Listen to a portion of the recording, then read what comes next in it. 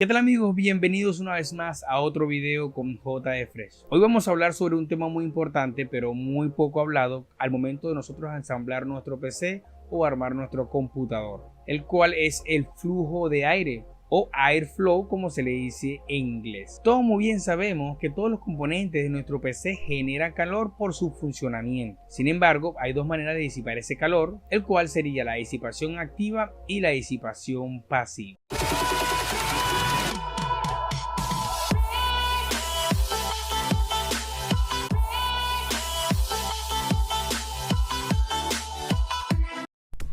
La disipación activa es aquella que ayuda de manera activa a disipar el calor a través de un ventilador con un flujo de aire o a través de un líquido con la refrigeración líquida. Y la disipación pasiva es aquella que no ayuda a eliminar el calor de manera activa, como son los disipadores que traen las unidades de almacenamiento M.2 o las board que traen unas placas de aluminio de cobre que normalmente cubren los VRM o los condensadores. Los componentes que más se calientan en nuestro PC es el CPU y la GPU por su alto índice de trabajo.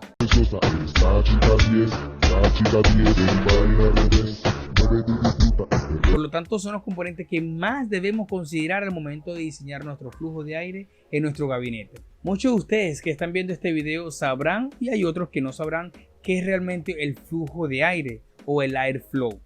El airflow o el flujo de aire es simplemente el movimiento de una cantidad de partículas que va desde un punto de alta presión hacia otro de menor presión. Hay dos maneras de refrigerar nuestros componentes. Está la refrigeración por aire, que es la típica que se usa un disipador de aleta de aluminio atravesado por unos tubos de cobre que llegan hasta el bloque frío, que es el que está en contacto con el propio procesador. Y los ventiladores son los encargados de pasar ese aire por las aletas de aluminio, y de allí los heat pipes son los que producen el intercambio de temperatura entre el procesador y el disipador. Y también están las refrigeraciones líquidas, que a su vez utilizan un radiador de uno o más ventiladores, hacen pasar el aire frío y enfrían lo que es el líquido refrigerante, por lo cual pasa por unos tubos hasta el bloque del procesador, donde hace contacto con el propio procesador y allí hacen el intercambio de calor. No te preocupes si tu gabinete que tienes actualmente en tu computador que ensamblaste es pequeño chistoso, o no tiene entrada en la parte frontal de aire, o en la parte superior tampoco tiene salida o abertura, no vas a tener ningún problema con tu computador. Pero sí es cierto que teniendo un gabinete un poco más grande con el frontal abierto y en la parte de arriba también, vamos a mejorar la temperatura, porque ten en cuenta lo siguiente, que todos los componentes que tengas instalados en tu computador van a generar la misma cantidad de calor, sin importar el gabinete donde lo tengas armado. Pues obviamente si tienes un gabinete más grande, pues vamos a mejorar las temperaturas de todos los componentes y así tener un buen flujo de aire. También debemos tener en cuenta unos factores como por ejemplo no abrir el lateral del gabinete, porque puede romper el flujo de aire y también puede generar mucha turbulencia. Tampoco debemos pasar muchos cables por el medio, porque el montaje mientras más limpio sea, mucho mejor. Hay tres maneras de configurar el flujo de aire en nuestro gabinete. Tenemos la presión neutra, que es la misma cantidad de aire frío que ingresamos al gabinete debe ser la misma cantidad de aire caliente que debemos expulsar. Esta es la configuración más ideal en cualquier o la mayoría de los ensambles de nuestros computadores. Como pueden observar, tenemos un gabinete 4000D, que el cual tenemos dos ventiladores en la parte frontal, uno en la superior y otro en la parte posterior. Pueden ver cómo funciona el flujo de aire con total fluidez, con este efecto pues de humo para que puedan observarlo. Y lógicamente también la temperatura va a ser mucho mejor. En la gráfica, como pueden observar, la gráfica va a tener mejor temperatura de cierta manera, porque va a absorber el aire a la parte de abajo y lo va a expulsar un poco lejos del procesador, teniendo en cuenta el tipo de disipador, ya sea de stock, líquida o por aire de torre. Acá tenemos la misma configuración del gabinete de la presión neutra. Sin embargo, lo que va a ver es la posición de la gráfica. En esta posición la gráfica va a tener un poco mejor temperatura, porque va a estar un poco alejado de la propia board y del procesador. Sin embargo, puede afectar también lo que es la temperatura del procesador. Si tenemos un disipador de stock como lo tenemos en este momento, lo ideal sería mejor colocar un disipador por aire de torre o una líquida, ya sea custom o sea all in one. En cuanto a la gráfica, hay que tener en cuenta que debemos tener como mínimo 3 centímetros alejado de la tapa lateral para que no sufra su temperatura.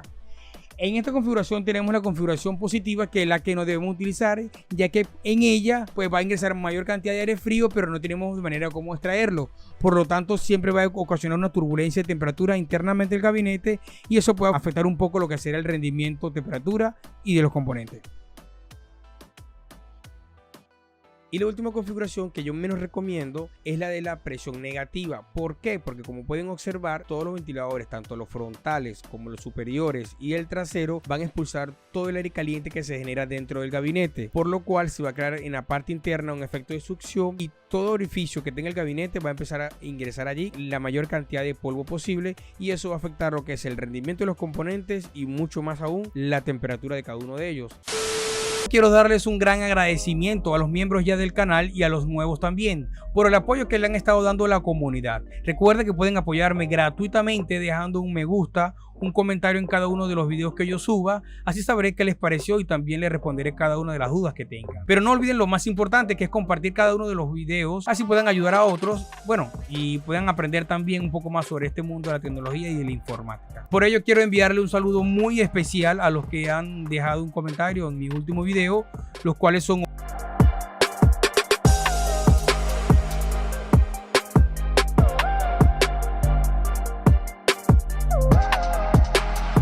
y por supuesto muchísimas gracias a todos ustedes. En los fan coolers, los ventiladores, debemos tener muy en cuenta ciertas características muy importantes en el momento que vayamos a comprarlos, ya sea en nuestra tienda física o por internet, ya que son uno de los componentes más importantes en nuestro sistema de refrigeración para poder así mantener un buen flujo o temperaturas dentro de nuestro gabinete.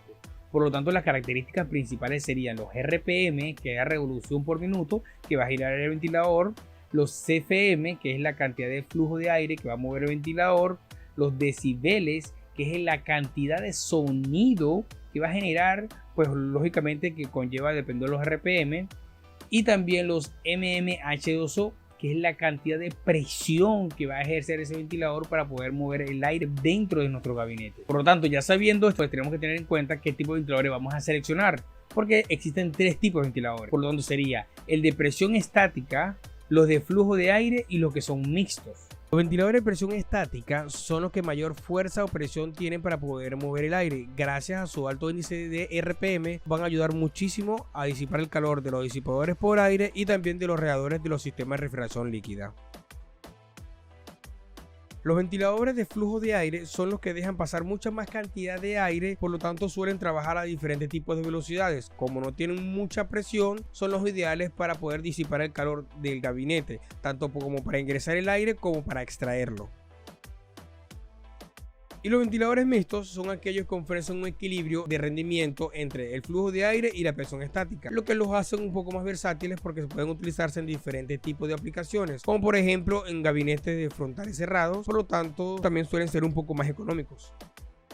Y por último, lo que tenemos que tener en cuenta en los ventiladores es el tipo de conexión. Por ejemplo, los Molex eran que lo que normalmente siempre se usaban, iban conectados a la fuente de poder, por lo tanto tenían dos funciones, o encendidos o apagados.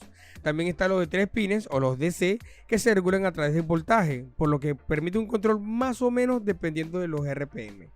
Y los de 4 pines o PWM son los que permiten un control de manera más precisa y según varía la temperatura poder decirles a qué frecuencia de velocidad queremos que funcione.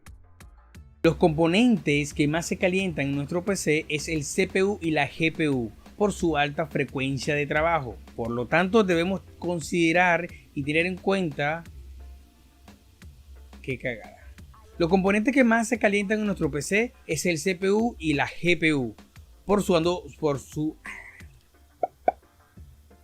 Los componentes que más se calientan en nuestro PC es el CPU y la GPU.